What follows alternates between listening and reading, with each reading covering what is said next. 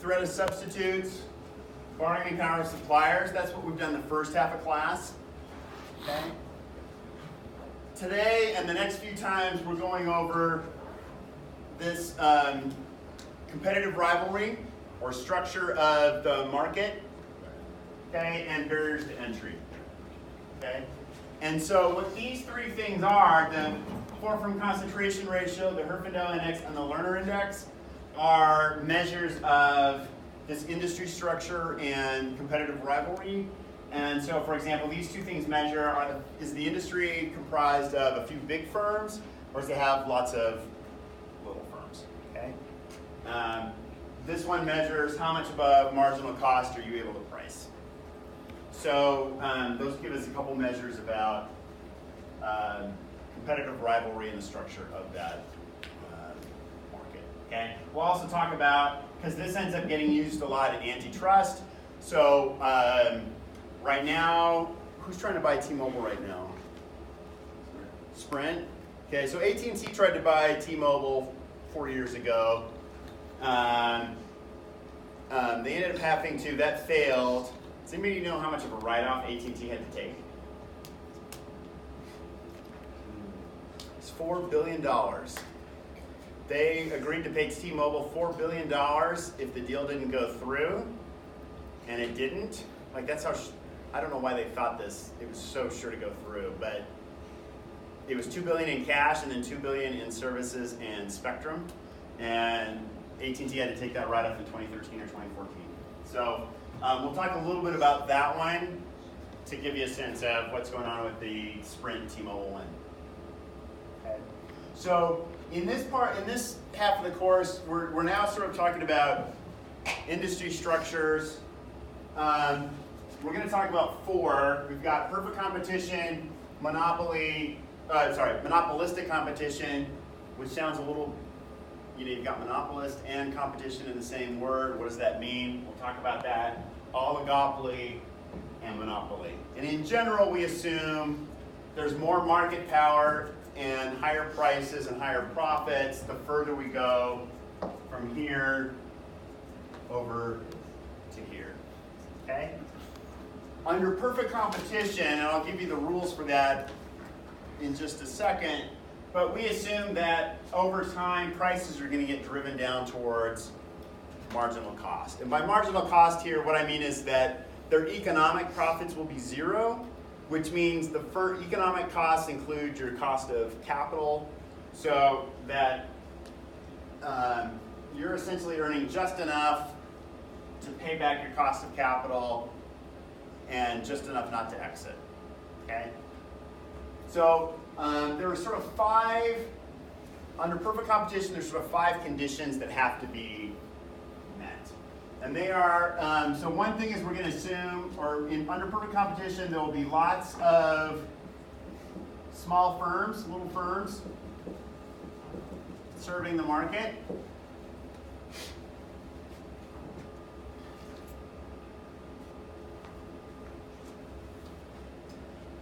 Number 2, and it's related to this, is the book's going to say that there is free entry and exit.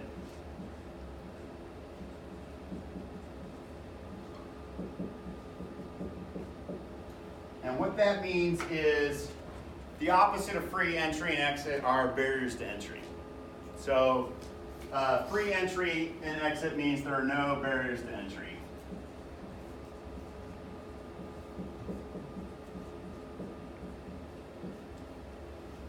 Okay, and one barrier to entry, remember, are high fixed costs. Like I have to build a $1 billion factory.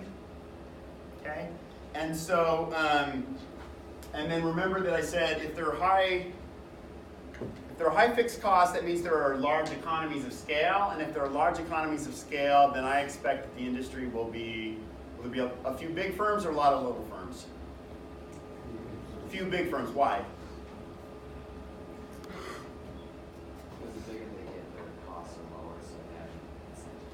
That's right. So the larger they are, the greater these economies of scale, meaning the larger firms have a cost advantage over smaller firms.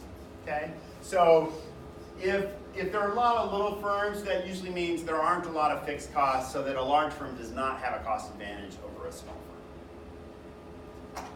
Number 3 says they're selling undifferentiated goods.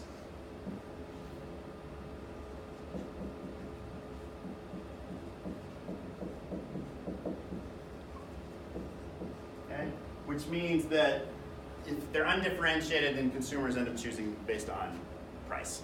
Whoever's got the lowest price gets my business. Number 4 is that there is perfect information. And the perfect information that we're talking about here is twofold. One is that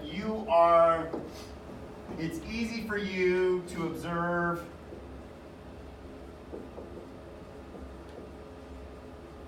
what your competitor is pricing at, or like your competitor's pricing and promotions and so on.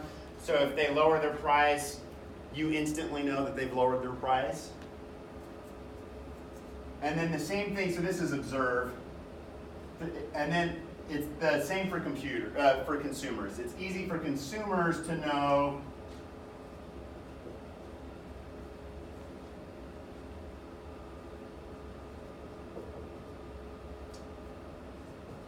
to observe price changes. And one implication of that is it's easy for me to determine who has the lowest price.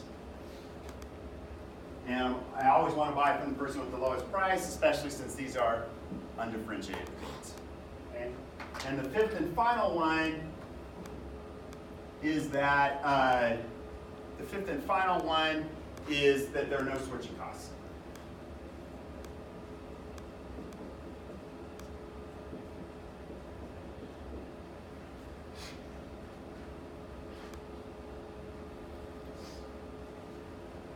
So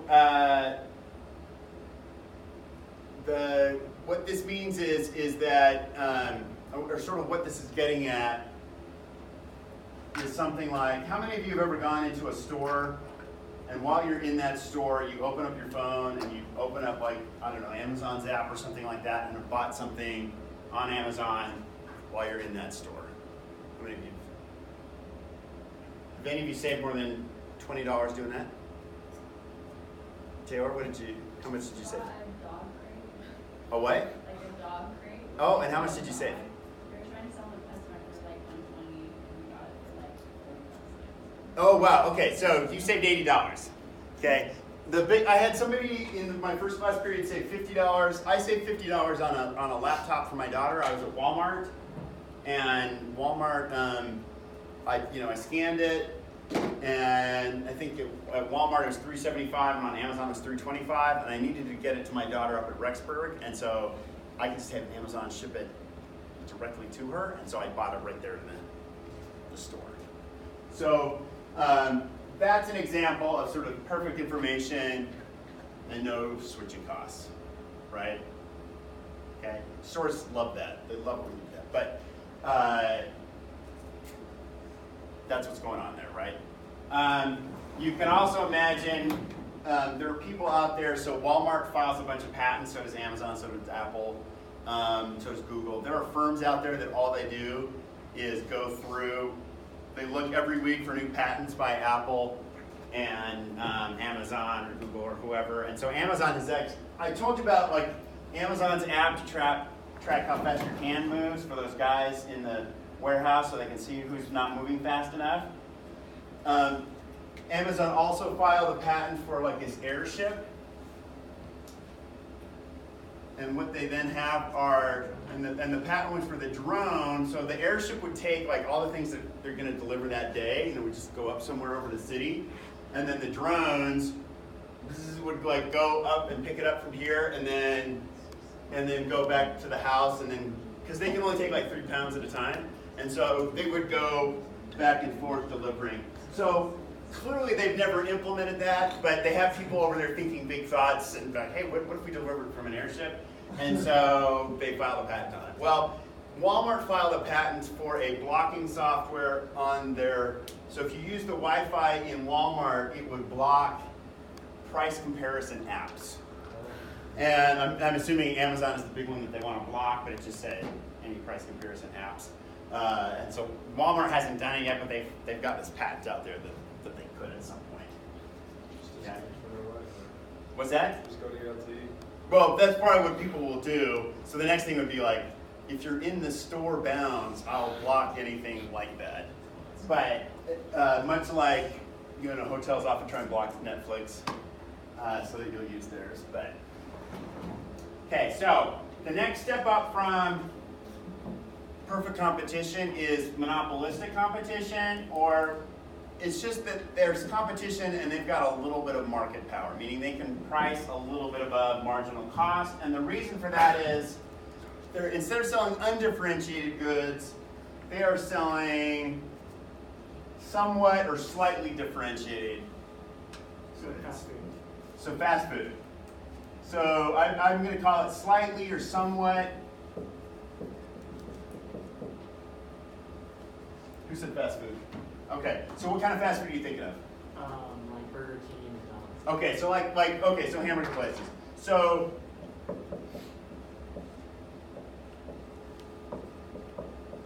okay, so in Utah County we've got McDonald's, Burger King, Wendy's, Carl Jr. Who else? Chick-fil-A. They're a little different. In-N-Out, Five Guy, Seven Brothers. Okay, so who has the best hamburger? Five Guys. Okay. What? Yeah, people are like, what? So these two are gonna like break out in a fight.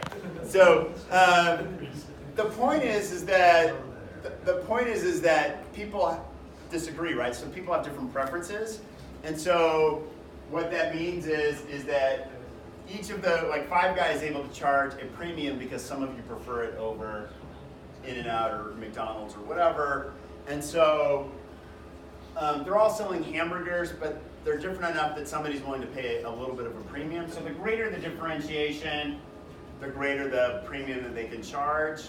And in fact, if you're in a market like this, what I often tell people is one way to try and get out of it is to differentiate your product, especially if you can do it in a way that's tough for others to imitate. Okay? So you've got these slightly differentiated goods. Okay?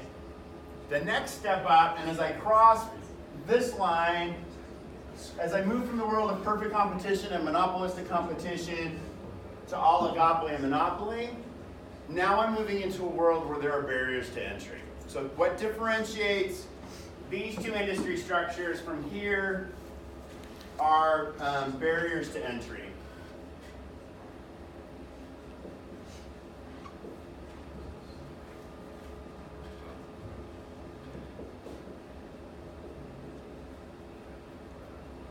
Okay.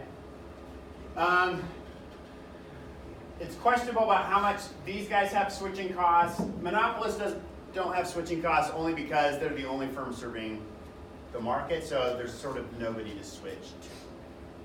Okay. But in this world, we have barriers to entry.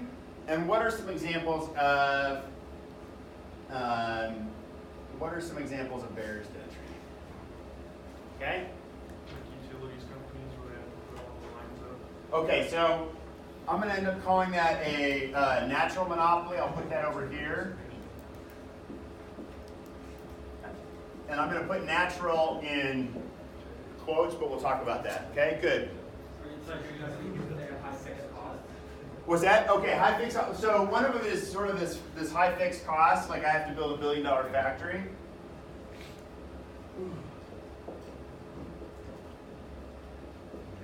Okay, what else? Yep.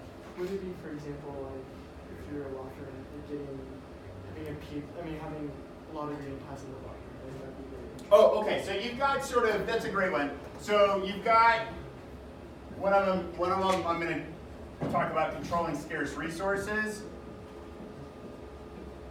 But this next one I'm going to call is sort of, this is sort of a man-made one where you have, one is you've got sort of a regulation, like I need an MD to be a doctor, or I need a law degree to practice law.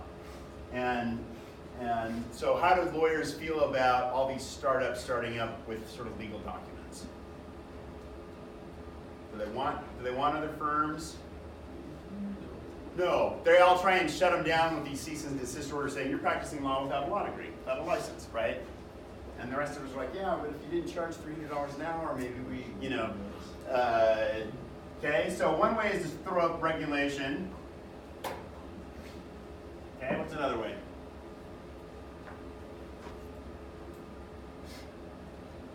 What keeps drug prices so high? Okay, patents. So the other one is sort of intellectual property, which are patents and copyright. And the reason I put them here is they're sort of man-made. So there's a law that says, Louisiana is funny because it's got this law that you can't sell flowers without a florist license, which is like 120 hours of licensing. And so I'm always thinking like, yeah, after the zombie apocalypse, just imagine somebody trying to sell licenses or sell flowers without a license. But Louisiana, that's a real law. So it's either like you've got regulation or a patent is a government granted monopoly, right? It's written right in the Constitution for the promotion of the science and the fine art, or is it the fine arts? Anyway, the idea was if you can't make a profit from your invention, people would underinvest in making these innovations. So we will grant, if you come up with this innovation and you file a patent, which essentially tells other people how to do it, then we will give you a monopoly for a limited amount of time. This one is not man-made in the sense that if you control, like if you are the only one with the gold mine and people need gold, then you have a monopoly, okay? So with the rise of, I think I mentioned this, with the rise of electric cars, there's several rare minerals that they need. They need lithium, they need cobalt, there's a couple others, and a couple of them you can only get from certain mines in China, and ones like the Democratic Republic of Congo, which is they're always fighting over the mine, and so they just, there are lots of people out there who would love to come up with some alternative but can't yet. But that's why artificial diamonds were invented, was they got tired of paying. So De Beers is the name of the company that controls the diamond market in the world, and they got tired of paying high prices, so they paid a bunch of scientists for a long time, and they ended up coming up with cubic zirconium, the first synthetic diamonds to make, so they can put them on drill beds. So these are sort of the classes of barriers to entry. A natural monopoly sort of combines this high fixed cost with regulation, and the idea is, remember, economies of scale means that the cost per unit goes down as quantity goes up. So there's these high fixed costs. So if you're a power plant or a utility company and you got to run all the lines, if this is your cost of, if this is your economies of scale curve, if this is the size of the Provo market, what if I split them up into 3 firms? What are they going to be on this cost curve? Yeah, so if they each have the same share, if this is 1/3, they're going to be way up here instead of down here. Okay? And so the idea behind a natural monopoly was if the economies, if you still have, how do I say this? If the size of the market, this red line, if there's still economies of scale to be had beyond that, then often you're better off having, or the idea was you're better off having one firm and just regulating them rather than letting 3 or 4 firms try and compete. Okay? Then you have to worry a little bit about regulatory capture, which means if you leave the FDA, what kind of firms hire former regulators from the FDA? Or who would like to hire them? Food firms? Well, so it's generally people who need to get drug approved. So pharmaceutical companies, People who leave the SEC tend to get hired by companies that sometimes want to do financial shenanigans. And so if you have this, and so sometimes what happens with regulatory capture is they don't want to tick off the firms that they are regulating because they're hoping to get a cushy job there when they, so if you take more advanced econ, they get into that a lot. Okay?